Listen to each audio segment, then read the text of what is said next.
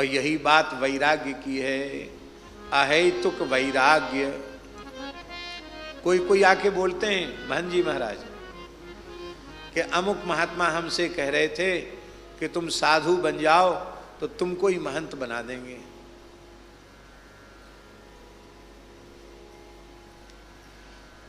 और देना पड़ता है कुछ न, लोभ लालच देना पड़ता है कि भाई तुमको महंत बना देंगे। तुम साधुओं की फैक्ट्री बंद हो रही है, हिंदुओं की संख्या कम हो रही, तो साधुओं का काम कैसे चले विचारों का?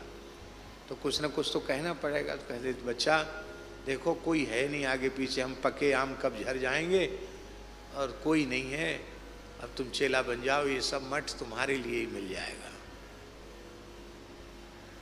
तो कोई एकाध होते हैं भोले, तो वो पूछते हैं कि हमसे मुख महात्मा कह रहे थे वहाँ महंत बना देंगे, क्या करें? अरे भाई हमसे क्या पूछते, जो तुम्हारी इच्छा हो सो करो।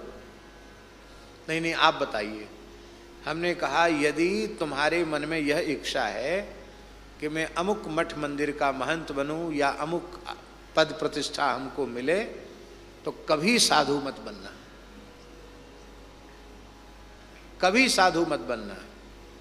क्योंकि जब साधु बनते हैं तो उस समय मंत्रोच्चार किया जाता है। उस मंत्र को सबके सामने कहने की विधि नहीं है, पर उसका आशय ये है इस भूलोक भुवरलोक स्वर्गलोक के संपूर्ण भोगों का हमने हृदय से त्याग कर दिया है।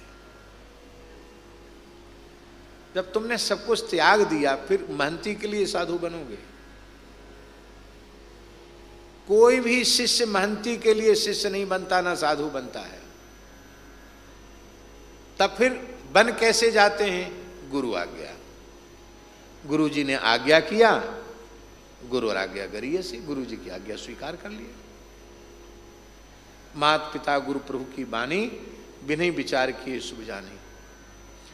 और ये भाव आचार्य जी नहीं होगा तो ऐसे भी उदाहरण मिल जाएंगे कि जब वो चेला ने देखा कि गुरु जी अब किसी दूसरे को लिखा पढ़ित करने वाले हैं, हम इनके अब लायक नहीं है, तो कुछ खिला पिला के गुरु जी को जल्दी जमुना जी भेज दो। खिला पिलाना समझते हो ना? धरा धाम का जल्दी त्याग कर दें। ऐसी घटनाएं भी घट जाती हैं। कोई कामना नहीं, एक ही कामना, इसी शरीर से इसी जन्म में भगवत चरणारविंद की प्राप्ति हो जाए। और बिना कामना के भगवत इच्छा से, गुरुजनों की आज्ञा से आप जो काम करोगे वो प्रत्यक्ष बंधन रूप दिखाई पड़ने पर भी बंधन नहीं होगा। और अपनी इच्छा से किसी कर्म में प्रवृत्त होगे तो आप उसको बहुत विशेषता दे रहे हैं, लेकिन वह आपके बंधन का कारण बन जाएगा। इसलिए वैराग्य में भी यही बात, अहेतुक अप्रतिहत वैराग्य। फिर वैराग्य कम नहीं पड़ता, जो अहेतुक होता है वो वैराग्य कभी कम नहीं पड़ता। प्रायः हम लोगों की ये शिकायत होती है कि जिस दिन घर छोड़ा था उस समय जैसा वैराग्य था अब वैसा नहीं है, तो वैराग्य घट गया। इसका घटने वाला वैराग्य वैराग्य नहीं होता, जो निरंतर बढ़ता है उसी को वैराग्य कहते हैं। वैराग्य घटता कैसे है और वैराग्य बढ़ता कैसे है? जब हम अपने वैराग्य से संतुष्ट हो जाते हैं तो वैराग्य घटने लग जाता है, और जब हम अपने वैराग्य से कभी संतुष्ट नहीं होते हैं, लगता है क्या है, कुछ नहीं है, अभी तो हमारे मन में वैराग्य है ही नहीं।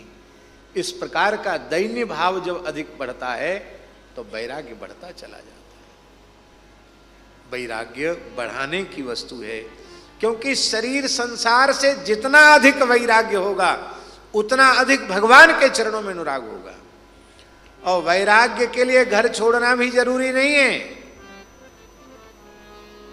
ये बहुत ऊंची बात कह रहे हैं, लोगों को अच्छी नहीं लगेगी, लेकिन न लगे तो न लगे, कोई बात नहीं।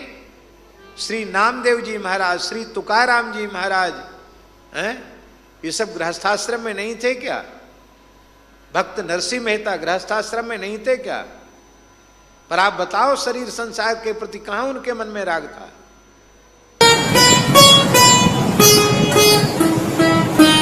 श्री सीताराम। प्रतिदिन सत्संग एवं दर्शन के लिए श्री महाराज जी के ऑफिशियल चैनल को जरूर सब्सक्राइब करें।